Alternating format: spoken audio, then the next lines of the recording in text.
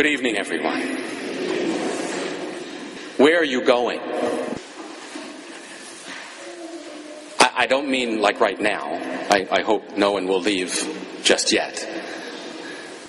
Nor when I ask where are you going, do I mean exactly where you're going after Mass. I'm sure there are wonderful places. Home might be one of them.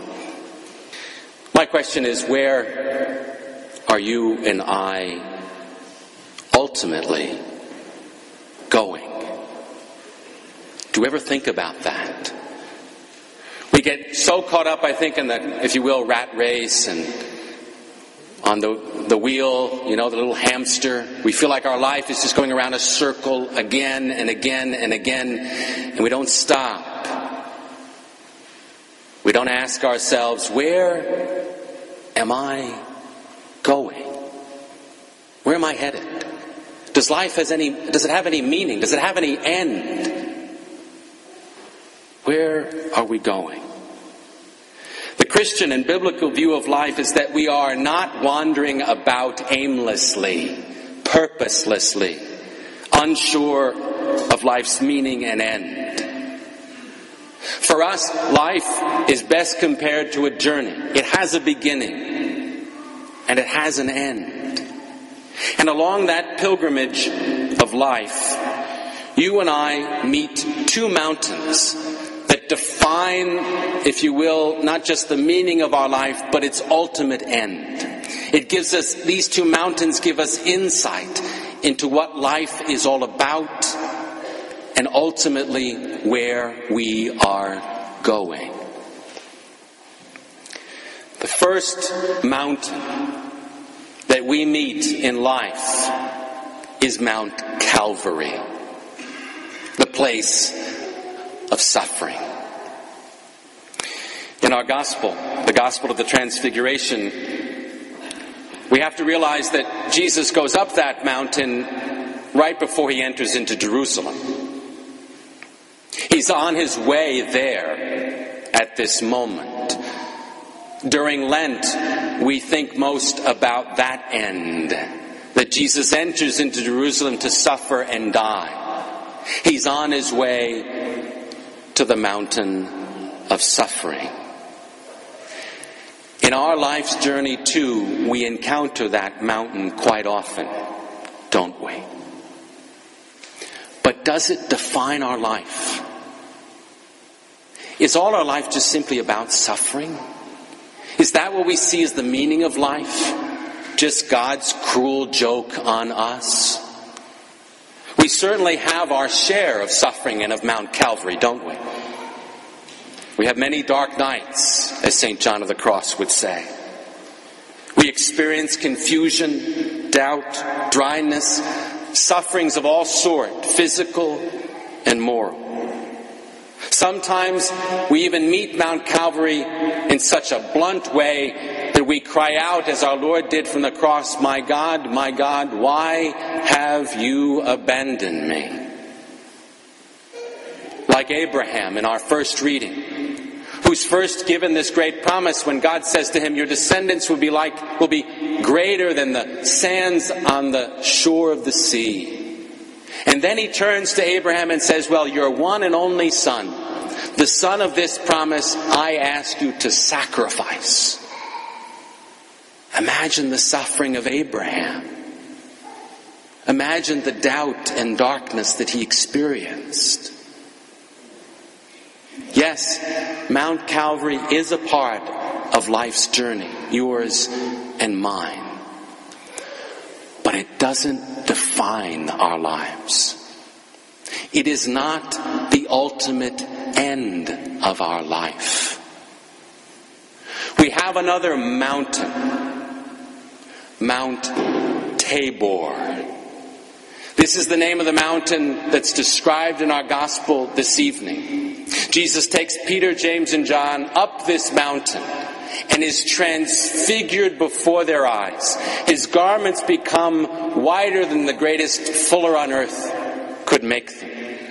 He's there completely glorious, showing them his glorious ultimate state of resurrection. And is there speaking with the two great figures of the Old Testament, Moses and Elijah. He does this, according to Pope St. Leo the Great, in order to take away the scandal of the cross. He's telling them that, yes, we are on our way to Jerusalem. Yes, you will ultimately see me die on that cross. But suffering and death don't define life. It's not our ultimate end. And he manifests himself, transfigures himself before their eyes to tell them not to worry, to trust, and don't allow the scandal of this coming cross to define their lives and all of life. Tabor and Calvary are part of our life, and they go together. Because precisely it's Mount Tabor that tells us the ultimate meaning and direction of our life. Ryan Hall is probably one of the best American marathoners we presently have. He's a young man who competed in the 2008 Olympic Marathon and will represent the United States this summer in London, the 2012 Olympics. His training regime is filled with a lot of Mount Calvary. Each day, in the morning, he runs up to 12 miles. And then 5 or 6 more miles in the evening. His day is filled with training, taken up with rising up early in the morning, his hard workout, recovering from workout, some further stretching and flexibility exercises, eating, sleeping, and that's it. He's completely dedicated to this one goal of running an Olympic marathon. But the night before any big race, Ryan Hall, a committed Christian, does something a bit unusual. The night before, he pulls out his DVD player and he watches The Passion of the Christ by Mel Gibson. He gains inspiration from our Lord's own suffering and death. In April 2007, when he surprised everyone with an incredible performance at the London Marathon, his body was being stifled by a combination of incredible heat and a suffocating pace that he himself had set from the very beginning. And he was asked after he finished, how did you keep that pace up? How did you perform and give us your best performance today? And he said, I actually saw visions of the scarred body of Jesus, and it made me able to go on. He saw in the suffering of Christ something more than just simple suffering. He saw the glory of Mount Tabor. He trusted that God will bring good out of his own difficulties and trials. He knew that if God can bring the greatest good out of the greatest suffering, if he could bring the glory of the resurrection and our salvation from his own death, think of what he can do with your and my suffering. Think of what he can do with our Mount Calvary. Think of how he can transform our suffering into so much good.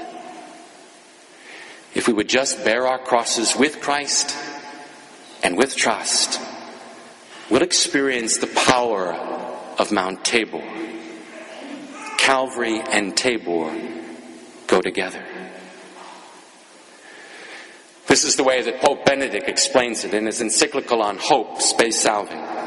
He says, it's when we attempt to avoid suffering by withdrawing from anything, the Pope says, that might involve any kind of hurt, when we try to spare ourselves of effort, of pain, of pursuing the truth, of love and goodness, that's when we drift into a life of emptiness.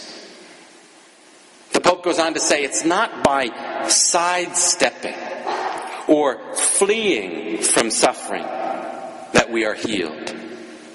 but rather by our capacity for accepting it, maturing through it, and finding meaning through union with Christ who suffered with infinite love. So let me ask you, do you and I really trust God when on Calvary, when suffering? Do I let the power of Mount Tabor transform the cross? The problems that cause us frustration and stress and sadness and anger are most likely connected somehow to the things that we don't want to trust God about. Things that we're not willing to give over to Him. Do I trust God in determining the size of my family? Do I trust God in the challenges of a difficult boss at work? Do I trust God in the physical and moral sufferings that I have and that my loved ones have? Do I trust God in the lack of material means? Then, when we make an act of trust, in those moments of fear and stress of Calvary, that simple act of trust that says, Jesus, I trust in you. You can handle this. Just simply show me what to do. With that kind of trust, our life has a deep meaning, purpose, and end. Indeed, we will encounter many Mount Calvaries. But remember, our end is not there. Our end is in glory, in Mount Tabor.